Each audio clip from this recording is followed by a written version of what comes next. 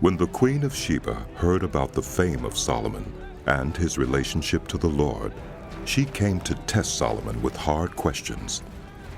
Arriving at Jerusalem with a very great caravan, with camels carrying spices, large quantities of gold, and precious stones, she came to Solomon and talked with him about all that she had on her mind.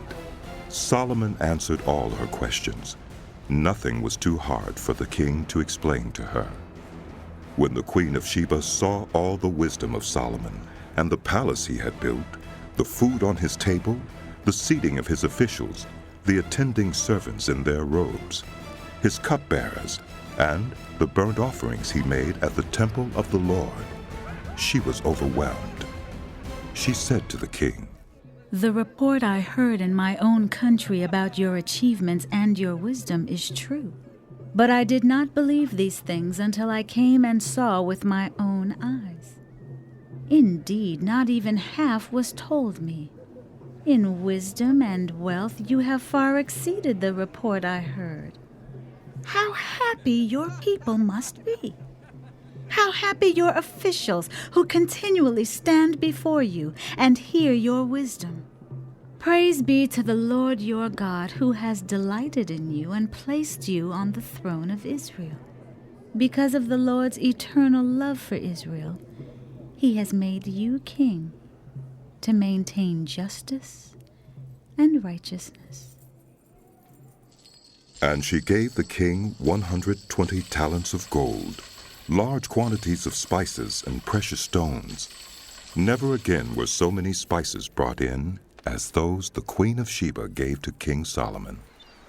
Hiram's ships brought gold from Ophir, and from there they brought great cargoes of almug wood and precious stones.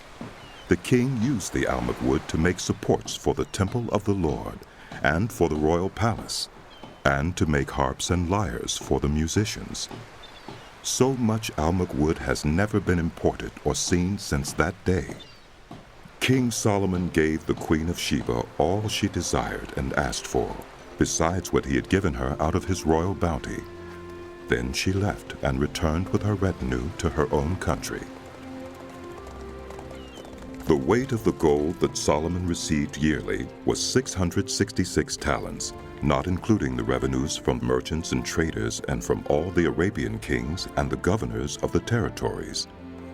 King Solomon made 200 large shields of hammered gold. 600 shekels of gold went into each shield. He also made 300 small shields of hammered gold, with 3 minas of gold in each shield. The king put them in the palace of the forest of Lebanon. Then the king made a great throne covered with ivory and overlaid with fine gold. The throne had 6 steps, and its back had a rounded top. On both sides of the seat were armrests, with a lion standing beside each of them.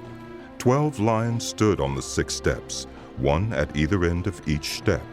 Nothing like it had ever been made for any other kingdom.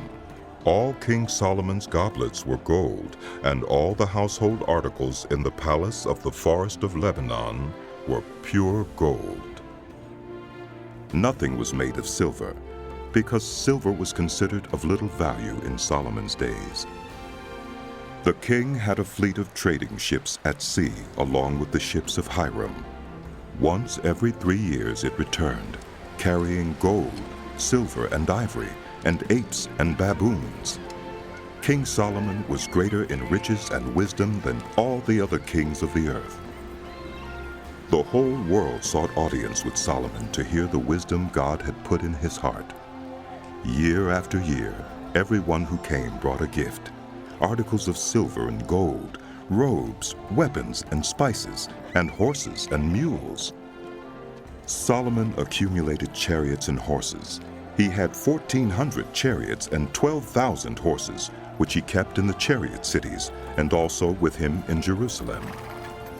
The king made silver as common in Jerusalem as stones, and cedar as plentiful as sycamore fig trees in the foothills. Solomon's horses were imported from Egypt and from Kiwi. The royal merchants purchased them from Kiwi at the current price.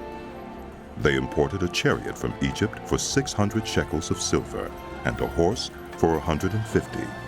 They also exported them to all the kings of the Hittites and of the Arameans.